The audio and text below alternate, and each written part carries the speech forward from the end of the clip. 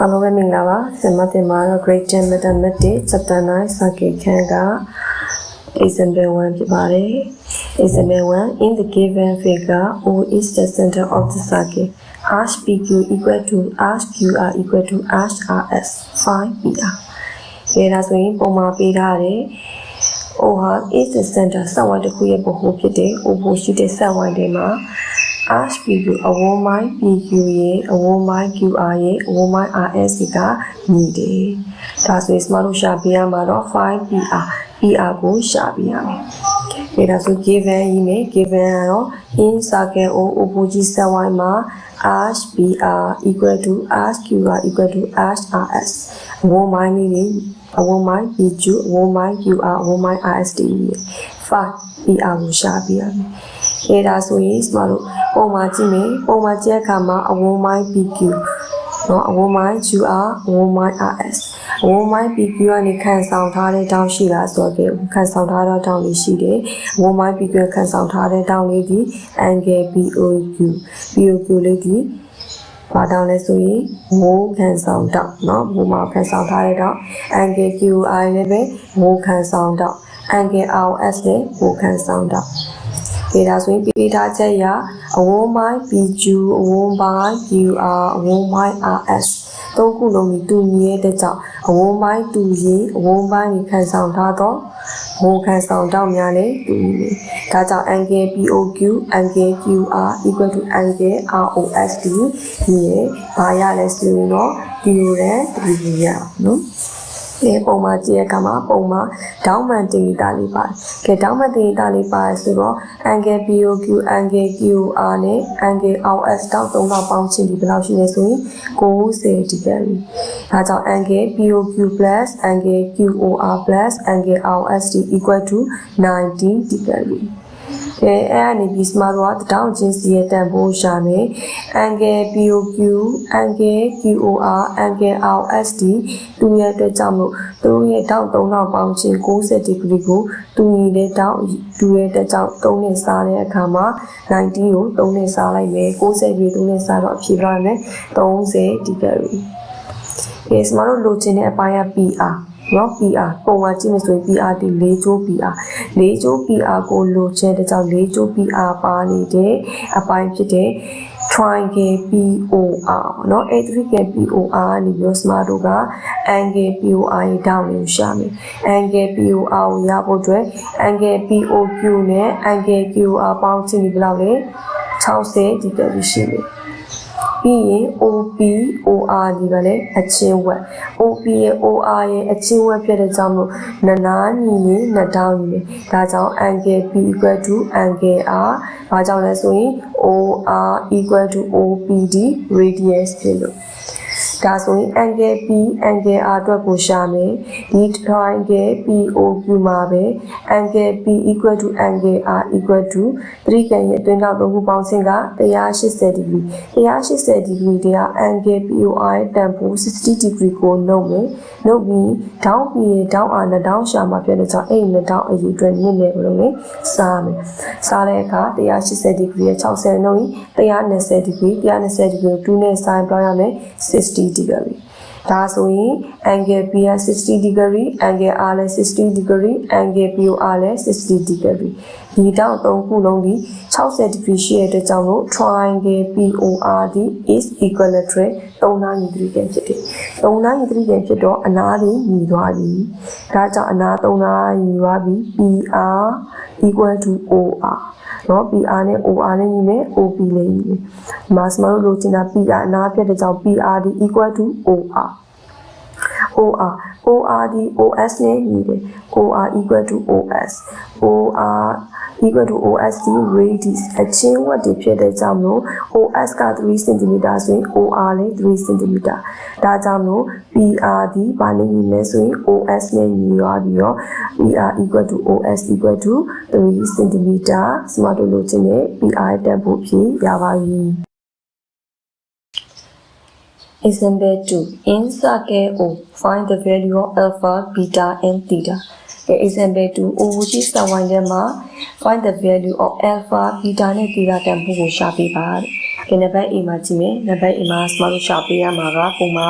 alpha ရဲ့ beta ရဲ့ beta ရဲ့တန်ဖိုးရှာပေးမယ်ကဲ alpha ကဲ alpha လေးကိုကြည့်ရခါမှာ alpha လေးဒီပညာမှာရှိနေဆိုရင် RAB ကဲအမဝမိုင်း AB နဲ့ခန်းဆောင်ပေးထားတယ်ပညာခန်းဆောင်ထားရလဲဆိုတော့ဝမှာခန်းဆောင်ပေးထားတယ်ဒါကြောင့်မို့RAB နဲ့ခန်းဆောင်ပေးထားကိုခန်းဆောင်တော့ပြ alpha ကဲ RAB ကနေပြီးတော့ခန်းဆောင်ပေးထားတဲ့အဝန်းခန်းဆောင်တော့လေးမာရီတွေ့မယ်တီတာတွေ့မယ်နောက်တစ်ခုကဘာတွေ့လဲဘီတာနဲ့တွေ့တယ်ကဲဒါဆိုရင် alpha တန်ဖိုးအရင်ဆုံးစမလို့ရှာမယ် alpha တန်ဖိုးအရင်ဆုံးရှာဖို့အတွက်အဲ့မှာ AOB ကဲ AOB ဆိုတာဗလဲ3ကဲအဲ့ AOB ဆို3ကမှာ angle OBA လေးတွေ့မယ် angle OB လေး OBA လေးကလည်း40ဒီဂရီအဲ့မှာ OB ကလည်း radius OA ကလည်း radius အချင်းဝက်ဒါဆိုအချင်းဝက်ဆိုတော့ဒီ3ကမှာနနာညီတော့2တောင်းညီပဲဒါကြောင့် angle OAB angle OBA နဲ့ညီပဲဘာကြောင့်လဲဆိုရင် OA equal to OB ဒီ radius ဖြစ်လို့ဒါကြောင့် angle OAB equal to ဘယ်လောက်ရလဲ40 degree ဒါဆိုဒီ3ရက်ထဲမှာပဲ small down တောင်းပြီးတော့ဘာကိုရှာလဲ alpha ကိုရှာမယ် alpha ကိုရှာဖို့အတွက်3ကန်ရဲ့အတွင်းတောင်း3ခုပေါင်းခြင်းဒီ180 degree alpha equal to 180 degree တရားနေပြီးတော့ angle OAB နဲ့ angle OBA ရဲ့ပေါင်းခြင်းကိုနှုတ်မယ် alpha equal to 180 degree minus 40 degree plus 40 degree 180 degree minus 80 degree equal to 100 degree ကဲ alpha တန်ဖိုးရတယ်ကဲ alpha တန်ဖိုးရပြီး small ဘာရှာလဲ beta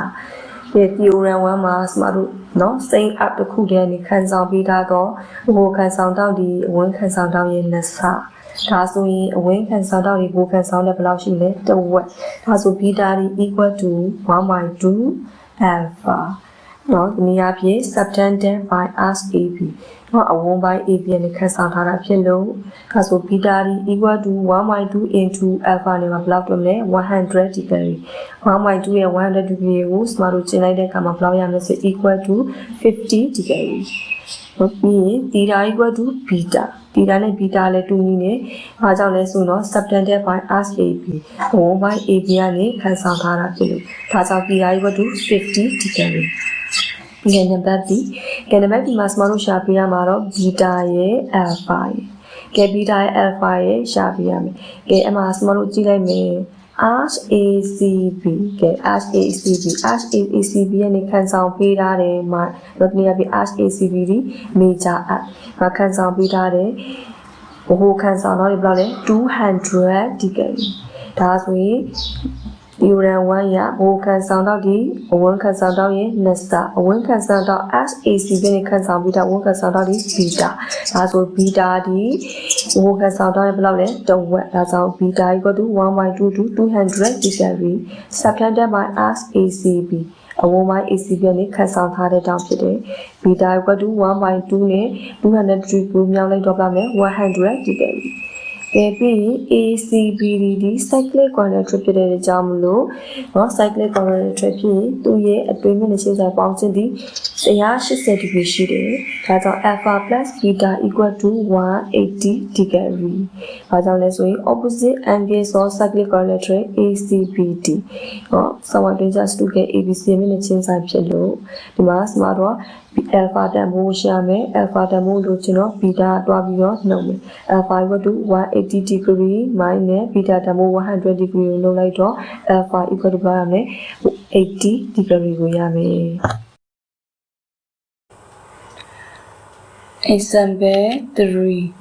Example 3 in the diagram below O is the center of the circle find the value of alpha and beta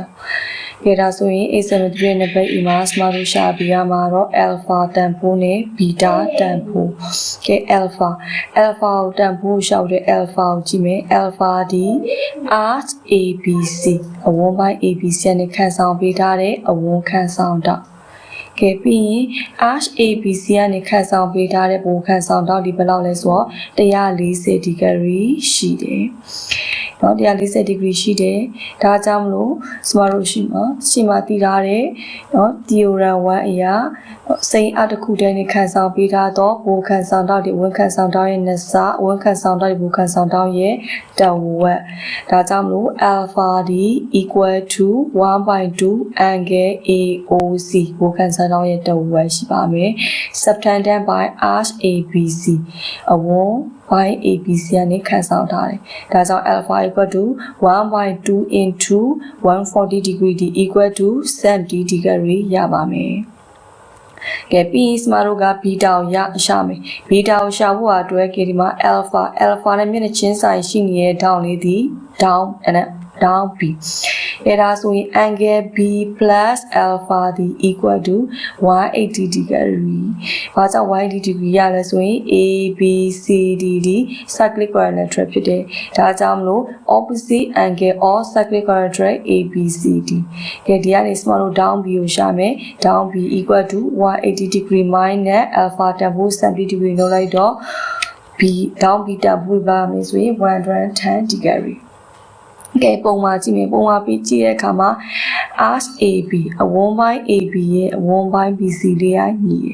ရဲ့အတွက်ကြောင့်အဝန်းပိုင်း AB နဲ့ခန်းဆောင်ထားတဲ့တော့ angle BCA နဲ့အဝန်းပိုင်း BC နဲ့ခန်းဆောင်ထားတဲ့တော့ beta နဲ့ညီမယ်ဒါကြောင့် beta equal to angle BCA ဘာကြောင့်လဲဆိုရင်တော့ arc AB equal to arc BC နဲ့ညီတဲ့အတွက်ကြောင့်ဖြစ်တယ်ကဲအဲ့နေပြီးတော့စမတို့ကပါတန်မိုးရှာမယ်ဆိုပြီးဘီတာတန်မိုးရှာဖို့အတွက် triangle ABC เนาะဒီ triangle ABC ထဲမှာ3ကရဲ့အတွင်းတောက်3ခုပေါင်းခြင်းဒီ180 degree ရှိတယ်ဒါကြောင့် beta plus angle B plus angle BCAD equal to 180 degree beta plus angle B plus angle BCA နဲ့စမတို့ဘာတွဲမလဲဆိုရင် beta ကိုတွဲလိုက်မယ် equal to 180 degree beta နဲ့ beta ပေါင်းတော့ 2 beta equal to 180 degree minus angle B စမတို့ဒီမှာ beta လိုချင်တာဖြစ်တဲ့ကြောင့်မလို့နိကမြောက်ထားတာတွားပြီးတော့မလို့လဲစားမယ်စားတဲ့အခါမှာ180 degree minus angle B by 2 beta equal to 180 degree minus 110 degree by 2ဒါဆို beta equal to 70 degree by 2ရမယ်70 degree by 2နည်းနည်းကျင်လိုက်တော့ equal beta တန်ဖိုးဒီ equal to ဘယ်လောက်ရမလဲဆိုရင်35 degree KB ကဲဘက်ဒီမှာစမတို့ပါတန်ဖိုးရှာမယ်ဆိုရင် alpha ရဲ့ beta ရဲ့ကဲဒါဆိုပုံလေးမှာကြည့်မယ်ပုံလေးမှာအချင်းချင်း AB လေးကိုတွေ့လားကဲဒါဆိုအချင်းချင်း AB ကနေခန်းဆောင်ပေးထားတဲ့ဝန်ခန်းဆောင်တော့ဒီဘယ်လောက်ရှိလဲဆိုရင်90 degree ရှိတယ်ဒါဆိုစမတို့ chloride 1.2 မှာတည်ခဲ့တယ်ဒါကြောင့် angle ACBD equal to 90 degree angle subtended by diameter AB အချင်းချင်း AB ကနေခန်းဆောင်ပေးထားတဲ့ကြောင့်ဖြစ်လို့ကဲဒါဆိုရင်ဒီမှာစမတို့เนาะ cyclic quadrilateral ရဲ့အနာတနာကိုဆက်ဆွဲဖြစ်ပေါ်လာတော့အပြင်တောင်းဒီအတွင်းညနေချင်းဆိုင်တောင်းကိုချင်းညီတယ်။ဒါကြောင့်မလို့ alpha နဲ့ angle ACB တို့ရဲ့ပေါင်းစပ်ဒီဘယ်လောက်လဲဆိုရင်100 degree ။ဒါကြောင့်လဲဆိုရင် exterior angle opposite interior angle corollary ဘယ်လောက်လဲဆိုရင် 2.1 ရဖြစ်တယ်เนาะအဲ့မှာ small alpha တန်ဖိုးရှာမယ် alpha equal to 100 degree ရဲ့နေရော angle ACB တန်ဖိုး90 degree လို့တော့ equal ရမယ်10 degree ရဲ့ပြီး small တို့ကဘာတန်ဖိုးရှာမယ်ဆိုရင် down D ရှာဖို့ဒီဘက်3ကျန်သေးပြီးမှာ triangle ABC မှာအဲ့မှာ alpha တန်ဖိုး small တီးသွားပြီးပြီး angle DAC တန်ဖိုးလည်းတီးသွားပြီးဘာရှာမယ်ဆိုရင် angle D ကိုရှာမယ်3ကျန်ရဲ့အတွင်းတောင်း3ခုပေါင်းခြင်းဒီ180 degree ရှိတယ်ဒါကြောင့် angle D plus angle DAC plus alpha equal to 180 degree angle D equal to 180 degree ထဲကနေပြီးတော့ဒီ angle DAC နဲ့ alpha တို့ရဲ့ပေါင်းခြင်းကုန်လုံးနဲ့ angle DAC က40 degree plus alpha equal to 180 degree minus 40 degree plus 10 degree equal to 180 degree minus 50 degree ဒါဆိုရင် equal to angle D 130 degree ရပြီ angle D ရဲ့ beta ရဲ့ကြည့်တဲ့အခါမှာမျက်နှာချင်းဆိုင်တော့ပေါင်းခြင်းဒီ180 degree ရှိတယ်။ဘာလို့လဲဆိုရင် ABCD ဒီ cyclic quadrilateral ဖြစ်လို့ဒါကြောင့် angle D plus beta equal to 180 degree opposite angle of cyclic quadrilateral ABCD